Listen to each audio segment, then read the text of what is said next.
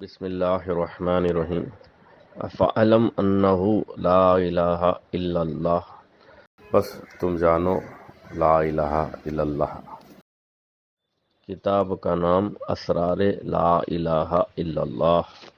مؤلف نبیرہ حضور سیدنا غوث الاعظم رضی اللہ تعالیٰ عنہ، نور المشائخ شمس العرفان ابو العارف مولانا الحاج سید شاہ احمد محی الدین جیلانی المعروف با مولانا سید نوری شاہ چشتی قادری، مجمع السلاسل قدس سرہ العزیز، ناشر سجدہ و خلفۂ اکبر حضرت ممدو رحمۃ اللہ علیہ، الحاج سید محمد عارف الدین جیلانی المعروف با سید نور اللہ شاہ نوری چشتی قادری، جانشین سلسلہ نوریہ۔ شرک کے اقسام: جلی، خفی، اخفا، خفی الاخفا باعتبار فقہا۔ شرک اسمی، شرک فعلی، شرک وصفی، شرک ذاتی باعتبار طریقت۔ پہلا، شرک جلی، واقع ہوتا ہے غیر اللہ کو معبود ماننے سے۔ دوسرا، شرک خفی، واقع ہوتا ہے غیر اللہ کو مقصود یعنی نافع و ضار ماننے سے۔ شرک اخفا، واقع ہوتا ہے غیر اللہ کو موجود بالذات یعنی قائم بخود ماننے سے۔ شرک خفی الاخفا، واقع ہوتا ہے غیر اللہ کو مشہود بالذات ماننے سے۔ شرک جلی کی سزا مانع نجات یعنی ابدی جہنم، اللہ کی رحمت، نبی کی شفاعت، اولیاء کی سفارش، سب سے محرومی۔ شرک خفی کی سزا مانع درجات قرب یعنی اللہ کے قرب کے درجات سے محرومی۔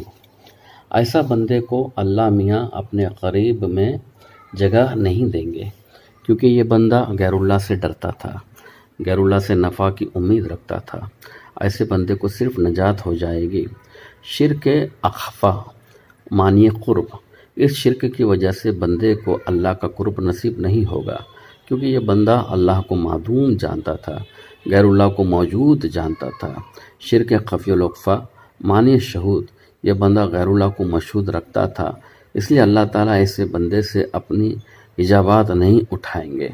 شریعت میں صرف شرک جلی سے روکا گیا ہے، دوسرے شرک سے ڈرایا گیا ہے، یعنی شرک جلی پر کفر کا فتویٰ ہے، دوسرے شرک کے لیے کفر کی سزا نہیں، البتہ درجات پر پابندی ہے۔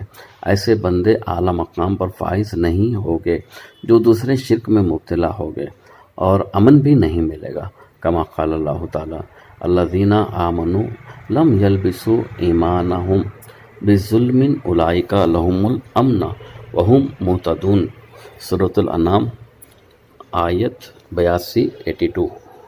وہ لوگ جو ایمان کو ظلم سے نہیں ملاتے، بس وہی امن میں ہے اور وہی ہدایت پر ہے۔ جب اس آیت پاک کا نزول ہوا تو صحابہ نے عرض کیا، یا رسول اللہ، ہم میں کون ہے جس نے ظلم نہ کیا ہو؟ حضور صلی اللہ علیہ وسلم نے ارشاد فرمایا، ان الشرک لظلم عظیم، سورۃ اللقمان آیت 13۔ شرک ہی ظلم عظیم ہے۔ جب بندہ اللہ سے اعتبارات الوہیت کی شے سے نفی کر کے اللہ کے لیے ثابت کیا تو بندہ موحد ہو گیا، اس بندے سے شرک رفع ہو گیا، اب اللہ کی پناہ میں آ گیا، کیونکہ اللہ مشرک کو اپنی پناہ میں نہیں لیتا۔ اب بندے کی نظر میں اللہ ہی معبود، با اعتبار اسم اللہ ہی مقصود، با اعتبار فعل اللہ ہی موجود، با اعتبار صفات اللہ ہی مشہود، با اعتبار ذات ہو گیا۔ اللہ اور الہ میں سے کوئی فرق نہیں ہے، اللہ ہی الہ ہے۔ اللہ اس میں ذات ہے، الہ اس میں وصف ہے۔ خرد نے کہہ بھی دیا لا الہ تو کیا حاصل، دل و نگاہ مسلمان نہیں تو کچھ بھی نہیں، علامہ اقبال۔ فکر لا الہ الا اللہ۔ لا الہ الا اللہ یہ قرآن کی آیت ہے اور اس کا تعلق آیت محکمات سے ہے، اس لیے اس میں تفکر لازمی ہے۔ جب بندہ اس آیت میں تفکر کرے گا تو اللہ کی جانب سے راستے کھولے جائیں گے، کما قال اللہ تعالیٰ والذین جاہدوا فینا لنہدینہم سبلنا الآخر۔ قرآن پاک میں تفکر و تدبر کا حکم ہے۔ آیت متشابہات میں تفکر کا حکم نہیں بلکہ یقین کرنے کا حکم ہے، جو راسخون فی العلم کا طریقہ رہا ہے۔ تدبر اور تفکر نہ کرنے والوں پر اللہ تعالیٰ بگڑ جاتے ہیں، ان سے سخت لہجے میں کلام فرماتے ہیں۔ قال اللہ تعالی افلا یتدبرون القرآن ام علی قلوب اقفالها، سورہ محمد آیت 24۔ کیا قرآن میں تدبر نہیں کرتے؟ ان کے دلوں پر قفل لگا دیے گئے ہیں۔ جب تک مسلمان آیت میں تدبر و تفکر کیا کرتے تھے، قرآن کی فہم ان کو اللہ کی جانب سے دی جاتی تھی، قرآن ان کے باطن میں اتر جاتا تھا۔ جب سے مسلمان قرآن کو فقط الفاظ کے حد تک رکھے ہیں، اس وقت سے قرآن مسلمانوں کو کوئی فائدہ نہیں پہنچاتا، فقط تسلیم و رضا کے حد تک قرآن کو مان کے رکھ دیتے ہیں۔ لا الہ الا اللہ میں تفکر کرنے کا طریقہ یہ ہے کہ آفرینش عالم سے آج تک یہی کلمہ ہے جو ہر نبی اپنے اپنے زمانے میں اپنی اپنی زبان میں لایا۔ معنوی حیثیت سے اس کلمہ طیبہ میں کوئی تغیر نہیں ہوا، البتہ زبان مختلف رہی ہے، کیونکہ ہر نبی قوم کے اس زبان میں کلمے کو پیش فرمایا جو زبان کی وہ قوم جانتی تھی۔ ایمان الوہیت پر لیا گیا ہے، کسی اور صفت پر نہیں۔ تمام صفت پر بھی ایمان ہے، لیکن شرط الوہیت کی ہے۔ دیگر اپنی صفات میں اللہ نے بندوں کو شریک کیا ہے، لیکن صفات الوہیت میں مخلوق کا گزر نہیں۔ دوسرے صفات میں اللہ نے جو بندے کو شریک فرمایا ہے، اس کی صراحت یہ ہے کہ اللہ کی صفت رضاکیت ہے۔ اللہ نے اس کو جمع سیغے میں استعمال فرمایا۔ واللہ خیر الرازقین، سورۃ الجمعہ آیت 11۔ اللہ بہترین رازق ہے دوسرا رازقوں سے۔ اللہ نے فرمایا خیر الراحمین، سورۃ المومنین آیت 109 اور فرمایا احسن الخالقین، سورۃ المومنین آیت 14 وغیرہ۔ لیکن الوہیت میں کسی غیر کا گزر نہیں، یہ ہے مقام تفکر۔ جب اس مقام پر بندہ پہنچ کر اللہ کی صفات کے اقسام کو جاننے کی کوشش کرے گا کہ اللہ کی صفات کتنے قسم کی ہے، تو اس کو معلوم ہوگا کہ اللہ کی صفتیں دو قسم کی ہے۔ قسم اول صفات ذاتیہ، قسم دوم صفات افعالیہ، پھر ہر قسم کی ہزاروں قسم ہے۔ تعریف صفات ذاتیہ وہ ہے جو مثبت ذات غیر ہو، جیسا حی، علیم، قدیر، کلیم، سمیع، بصیر، خاطر۔ ان صفات سے یہ ظاہر ہوتا ہے کہ اللہ ہی زندہ ہے، جانتا ہے۔ کوئی دوسرا ہے جو زندہ نہیں، جانتا نہیں، سنتا نہیں، بولتا نہیں، دیکھتا نہیں۔ اس سے ثابت ہو گیا کہ دوسرے ہے، لیکن وہ خود سے زندہ نہیں، خود سے جانتے نہیں، خود سے بولتے نہیں، خود سے دیکھتے نہیں وغیرہ۔ اس مقام پر حق تعالیٰ فرماتا ہے فَجَعَلْنَاهُ سَمِيعًا بَصِيرًا، سورۃ الانسان آیت نمبر 2۔ یحیی و یمیت، سورۃ الاعراف آیت 158۔ هل أتى على الإنسان حين من الدهر لم يكن شيئا مذكورا، سورۃ الانسان آیت نمبر 1۔ وَكُنْتُمْ أَمْوَاتًا فَأَحْيَاكُمْ الآخر، سورۃ البقرہ آیت 28۔ اگرچہ کہ اللہ کے ان صفات کا ظہور بندوں میں ہے لیکن ذاتی نہیں، اور نہ کسی مقام پر بندہ اللہ ہو گیا یا اللہ ہے، کیا ظہور کیا بطن، اور نہ بندوں کی صفات کچھ اللہ کی صفات کے مقابل میں الگ ہے، کیونکہ اللہ ضد اور ند سے پاک ہے۔ مقابلے کو ضد، مماثلت کو ند کہتے ہیں۔ اگر اللہ کی صفات کو جو بندوں میں ہے بندوں کے ذاتی کہا جائے تو شرک ہوگا۔ اس کو شرک فی الصفات کہتے ہیں، کیونکہ اللہ بھی حی اور علیم ہے، بندہ بھی زندہ اور جانتا ہے، اس کو شرک صفاتی کہتے ہیں۔ اگر بندے کو زندہ اور جانتا نہ سمجھے تو کفر ہے۔ اللہ نے خود فرمایا میں نے بندوں کو پیدا کیا اور دیکھنے والا سننے والا بنایا۔ قرآن کے خلاف اور حقیقت کے خلاف عقیدہ کفر ہے۔ یہی مقام ہے جہاں بندہ یا تو کفر کر جاتا ہے یا شرک کر جاتا ہے۔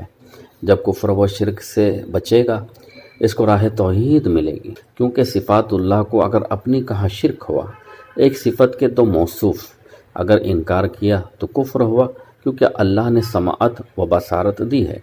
علماء ظواہر کا عقیدہ بندوں میں جو صفات ہے وہ اللہ کے دیے ہوئے ہے، امانت ہے، لیکن اس کی حقیقت سے ناواقف ہے۔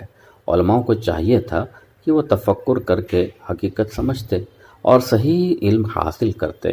یہ ان کی کوتاہی ہے۔ یہ تو بچے کو بھی معلوم ہے کہ بندوں میں جو صفات ہے وہ اللہ کے دیے ہوئے امانت ہے۔ یہ تو علم ہے، اس میں تفکر کیا ہے؟ ملاحدہ کا عقیدہ۔ ملاحدہ یہ عقیدہ رکھتے ہیں کہ بندوں میں جو صفات ہے وہ اللہ ہی کے ہیں، بندوں میں اللہ ہی دیکھتا ہے، اللہ ہی سنتا ہے، بندوں میں اللہ ہی زندہ ہے۔ آگے چل کر تو یہ کہتے ہیں اللہ ہی ظہور میں بندہ ہو گیا ہے، باطن میں اللہ ہے، ظاہر میں بندہ۔ نعوذ باللہ من ذالک، یہ عقیدہ باطل ہے۔ ملاحدہ نے اپنے عقیدے کو قرآن پر نہیں پرکھا، مماثلت صفات سے اصل صفات کا دھوکہ ہو گیا۔ اگر اللہ خود بندہ ہو گیا تو پھر ارسال رسول و انزال کتب سب بیکار ہو گئے۔ دوزخ اور جنت کس کے لیے؟ قبر و حشر و نشر میں کون؟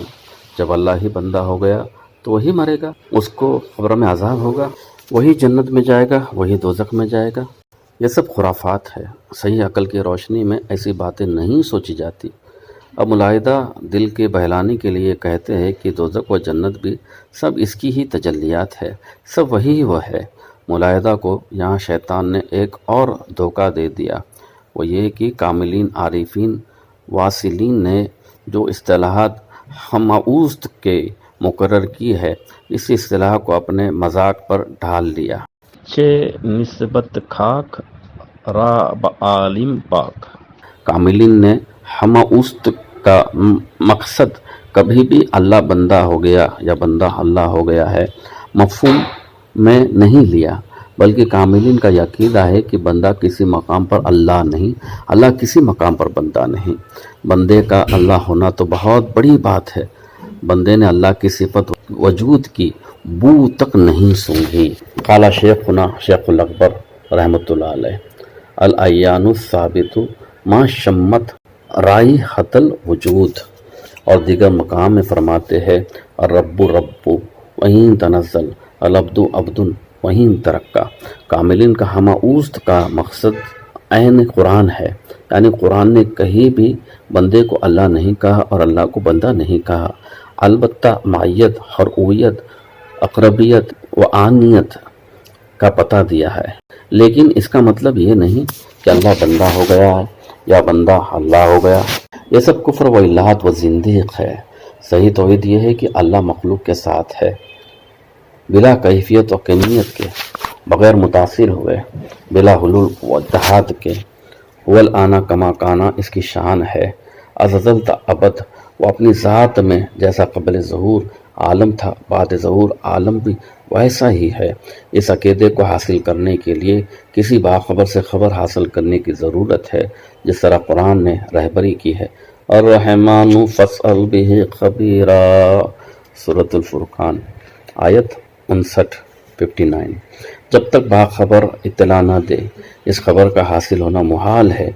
آج اسی وجہ سے دین کے باطن پر ہزار طرح کے بیان بازیاں ہو رہی ہے۔ اسی سلسلے میں دو جماعتیں بہت زیادہ نمایاں حصہ لے رہی ہے۔ ایک جماعت نا آگاہ حقیقت ہے لیکن شریعت میں کامل، دوسری جماعت آگاہ حقیقت ہے لیکن شریعت میں ناقص۔ زیادہ اعتبار اس جماعت کا ہے جو دین میں کامل ہے، یعنی وہ جماعت جو شریعت میں ناقص ہے وہ ناقابل اعتبار ہے۔ ان کی تقلید انسان کو گمراہ کر دیں گی، دین اور دنیا میں خسارہ ہوگا۔ اس جماعت نے آیت قرآنیہ کی غلط تعویل کی ہے، اپنے منشا کے تحت آیت کا توڑ مروڑ کے ترجمہ کیا ہے۔ ان کی صحبتوں سے پرہیز لازمی ہے۔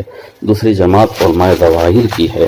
اس جماعت نے آیت کا ترجمہ تو صحیح کیا ہے، تعویل غلط بھی نہیں کی، لیکن آیت کا اعلیٰ مفہوم کو حاصل کرنے کی کوشش نہیں کی۔ طالب علم کو کہہ دیا کہ بس یوں ہی سمجھ لو، اسی پر جمے رہو، خود بخود یہ چیز کھل جائے گی۔ ان آیت پر بحث نہیں کرنا چاہیے، صرف ایمان رکھنا کافی ہے۔ اگر ان آیت کی تحقیق نہ کی جائے تو اس سے شریعت میں کیا خرابی ہوگی؟ ان آیت پر بحث کرنے سے لوگ گمراہ ہو گئے۔